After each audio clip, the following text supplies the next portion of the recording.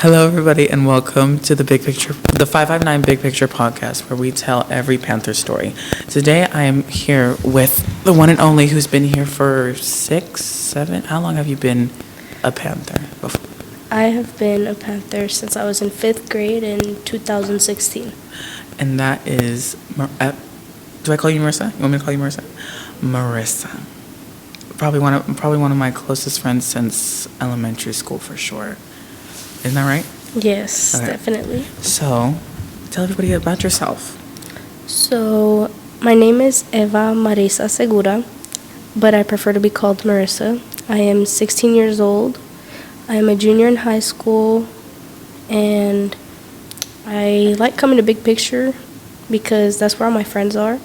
Mm-hmm. And yeah, I just like being with my friends every day. So, Well, I have a few questions here for you. Are you ready? All right, so the first one is, when did you start going to Big Picture High School? I know you just said it, but can you give a little more detail on it? So I started with Big Picture in 5th grade. Mm-hmm. I went to the elementary.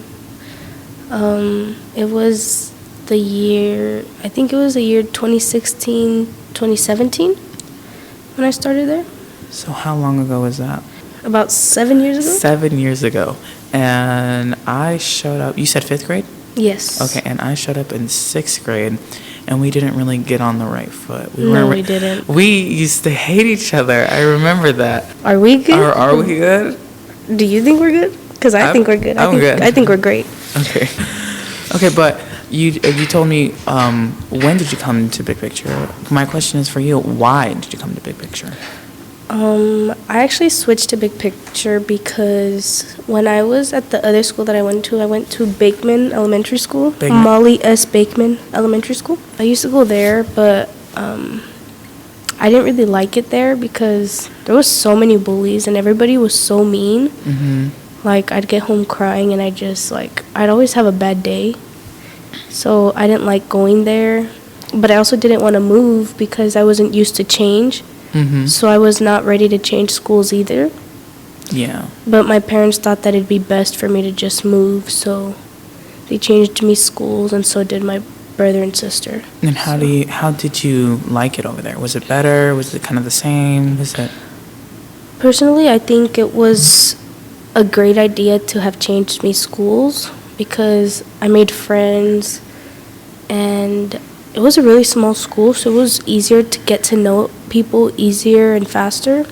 Mm-hmm. So I really liked the change. It was a good change. That's good. A change for the better. And how do you like it now so far? Is it kind of the same for you, or what was the difference between the elementary? How did you feel at the elementary versus how you feel now in high school? I feel like it's better here at the high school just because we have a bit more freedom, you know? Mm-hmm. Like, at the elementary, there wasn't, like, a lot to do. Like, in the way that at the elementary, you would have the same class all day until the very end of the day.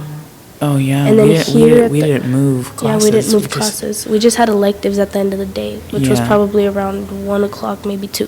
At the end of the day, yeah. And then here at the high school, like, we have we switch periods. Mm-hmm. We have 6 periods and we switch. Another thing is, here at the high school, we have a student store. Yeah, we do. We have a student store, which is pretty cool. Mm-hmm. We've had field trips. So what you're saying is, like, in the high school we had more benefits. Yeah. And like more, yeah, I get what you're saying.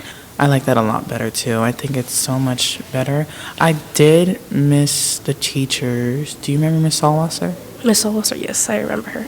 She was awesome. I loved her. What did you feel about Miss Romano? I really liked Miss Romano. I think she was really understanding. In my perspective, I think she was really nice. I mean, I know that she could be mean and really tough with people, Mm-hmm. and like her character as well, she comes off really strong. Yeah. But she's a really good person. I really liked her. I'm sure she is. She was probably one of the best teachers that I've had at the elementary. Really? That's Yeah. cool. Yeah, definitely Miss Solwasser and Romano are my top 2. So, was it 2 months ago? You had a blood drive. It was 1 month ago. Oh, a month ago, yes. Yes. And it was a blood drive for everybody to donate blood for people who were in need. Yes. And before you do that, you did mention that you were a cancer survivor. Yes, I'm a cancer survivor. Do you want to get into that a little bit? Just a little bit. No. Sure. So, in October of 2019, I was diagnosed with leukemia. It's called acute lymphoblastic leukemia. It's a cancer in the blood, and so I underwent chemo for about 3 years, and some of the effects that the medicines had on me was making my bones really weak, and it made some of my bones so bad to the point where I was going to end up needing surgery. So in June, on June 21st of 2022, I got a hip replacement because the bone was deteriorated where it attaches to where my leg and my hip attach. It was deteriorated, so I got a hip replacement. And currently I am going to my appointments because I might be getting a knee replacement. But we're just trying to see what other methods can help my knee before turning to surgery. How do you feel? Is it hard to walk sometimes? It hurts sometimes, but honestly, exercising it helps. Even though it's really sore and it hurts after, I think it benefits because it just makes it stronger in a way. So yeah. One of the hardest parts of having had cancer and going through chemo was definitely being bald. I hated being bald. I lost my hair about 4 times. Really? So, I would be bald, and then, my hair would start growing, and I'd get so excited because I'd be like, oh my gosh, my hair's growing back, and I have my hair back. And then, maybe a month later, I would notice that it started falling out again. So that was definitely one of the hardest parts. And can I say that? I'm sorry. Yes. I remember when you were still were still battling with the cancer, you would still post pictures, and you were you were bald, but you rocked it. Yeah. You really did rock it. See, the thing is, I love taking pictures. Yeah. I love taking pictures no matter what. So I think a lot of the times I would take pictures, but I'd want to cover my hair or my head for the reason that I felt like I was going to be judged.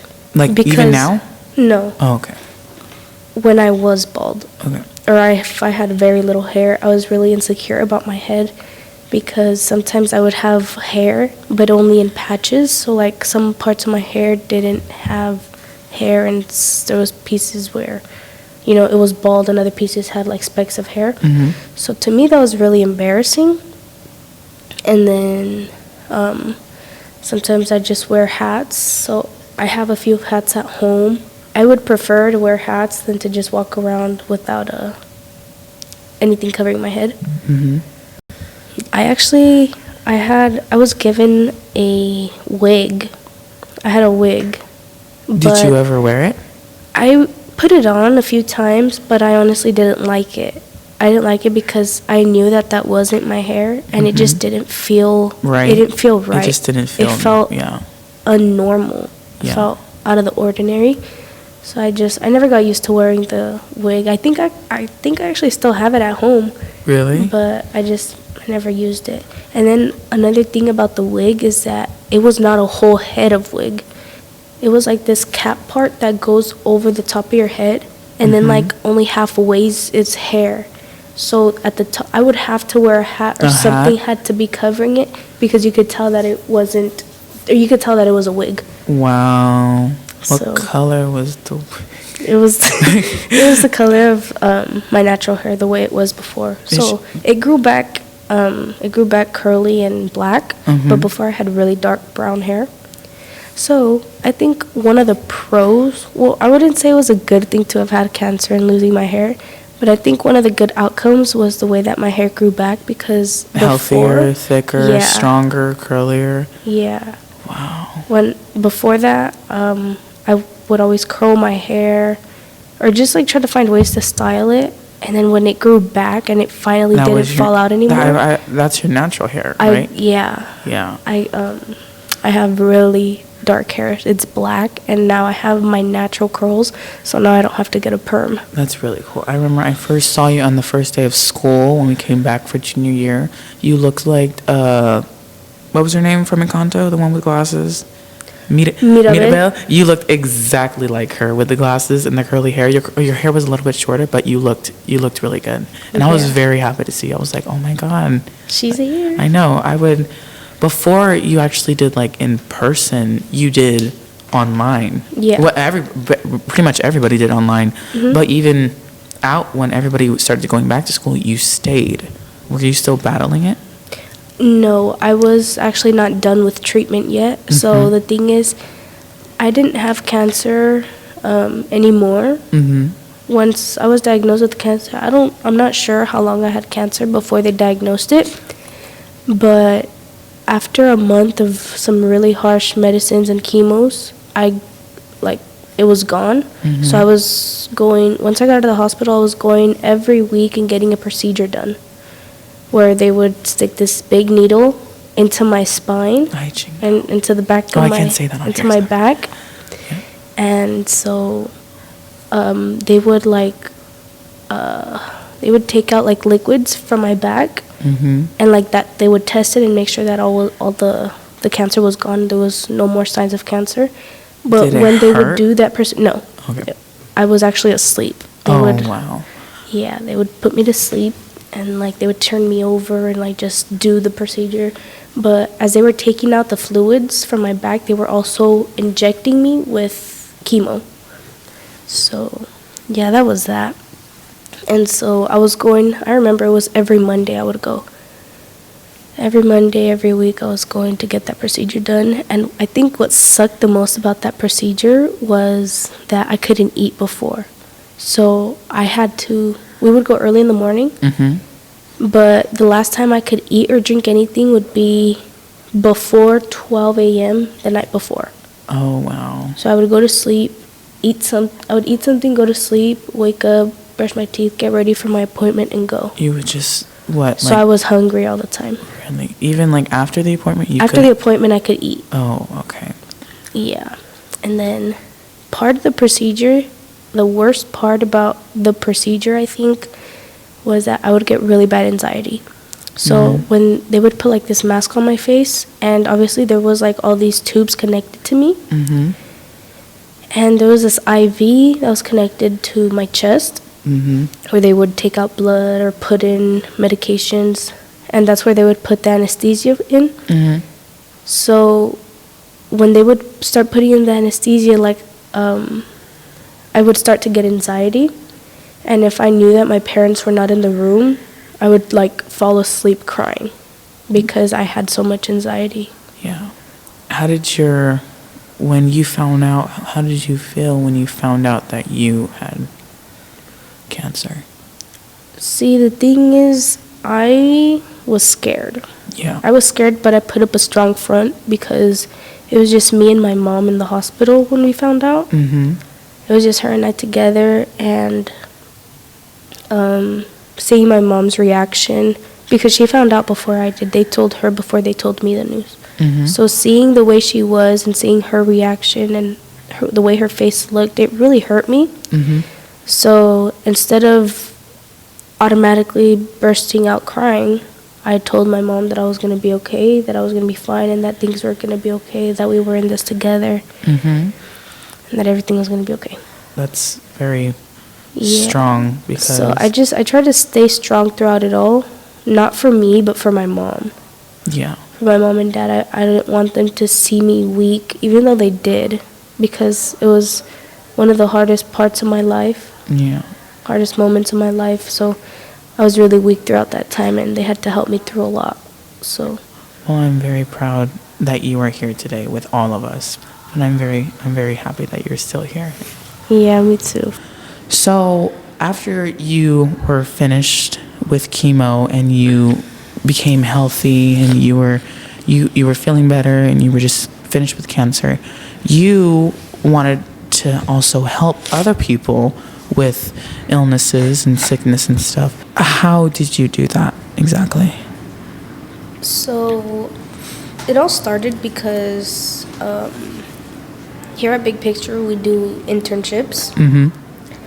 And I was really looking forward to getting an internship at Valley Children's Hospital, which is where I was treated throughout my whole journey. It didn't happen at Valley Children's, so I ended up applying at Community Regional Medical Center, the one here downtown. So I haven't gotten it yet, but hopefully that'll be soon. But in the meantime, I was coming up with a project on what I could do, and then I didn't even really think about really doing a blood drive, but then I was thinking, in movies, what kind of things do they do? Yeah. And what came to my mind was that one TV show. I think it's called My Babysitter's a Vampire, where they did a blood drive, and then they stole blood, I think, from the blood bank. Oh, wow. So yeah, I was just thinking of it, and I blurted out to Mr. Shankles, a blood drive, and I didn't think he was gonna say yes, but he did say yes, and he said, I think that's something great, and I think that's possible. So I worked on everything. I called the blood banks, and we scheduled the blood drive, and I made flyers, passed them out. How many blood donations did you get? That was my other question. We got 34 blood donors. 34. We actually had 41 people who signed up to donate, but there was some that weren't eligible to, so they weren't able to, but we still got more than what the goal was, which the goal was 30 people, and we got 34. That's really good. And you made goodie bags and everything. Yes, I made goodie bags. So because all these people wanted to come out and donate blood, I personally did not make the flyers. The blood bank made them with the picture. Oh, really? Yeah. Oh, see, I didn't know that. I didn't make the flyers. So on the week of the blood drive, before, like 2 days before the blood drive, my mom and I went to the store and we bought like snacks. We bought like Cheez-Its and chips and Gatorades and all kinds of stuff. And we bought little baggies and just made little goodie bags. But I wanted to put thank you notes, but I didn't want to print it out. I thought it'd be more meaningful if I wrote it all out. So you wrote a note, a sticky note on yes. every single goodie bag. Yes. That is really cool. I believe I made 56 goodie bags. So you wrote down 56 notes. Sticky notes. That is so sweet.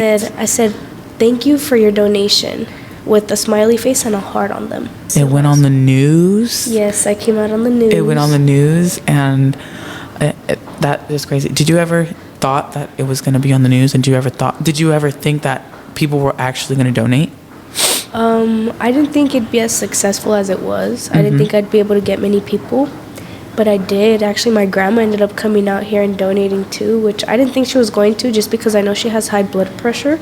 But I believe that she tried to control it as much as she could before she came, so that she could donate, and she did. And she brought her sister and her friend, and they tried to donate too, but they weren't able to for I don't know what reasons, but they weren't able to, but at least they tried. Are you ever going to think of either like doing another blood drive or possibly another event that would help the people in need? Have you ever thought about anything? I'm thinking about it. Possibly maybe next year we could do a blood drive again. But I want to come up with other ideas of what other ways we could help the community. So yeah. And the blood drive, it made me so happy that I was going to be able to do it, because I knew that when I was a patient, there was this one point in time when I needed blood, but I wasn't the only patient, and there was only 3 bags of blood within the whole hospital, and I got 2 out of the 3. And so, yeah. That is, well, I'm so glad it was a success. I wish I would have donated, but I couldn't, unfortunately. But I'm so glad how it was a success, and you managed to get 34, and that is really good. That is probably better than 3. You know what I mean? And my final question is, where do you see yourself in a few years? In a few years, as in like 5 years, 10 years, what do you mean? Whatever. Well, like you, 5 a years- grown woman, like what would be your career? In You know, where 5 do you years, see? I see myself being in college, studying to become a doctor. Mm-hmm. And not only that, I think I also want to do a police academy as well. Really? Yes. That is really cool. I can see you as a police officer, like a sheriff. Yeah. Thailand sheriff. Maybe like the dispatchers. A dispatcher? That's Yeah. cool. I would love to do that. And my final question is orange juice or apple juice? Orange juice, all the way. Okay, then we're really done here. Thank you so much, Miss Marissa. I really appreciate you being my third person I get to interview, and I am You're welcome. so happy that you're here with us still. Yes, I'm so happy that I got to be the center of attention today. Yeah. Period. Thank Exactly. you. So thank you guys so much. And thank you so much for listening if you did. And remember, be loving, be kind, and most importantly, be humble. Bye.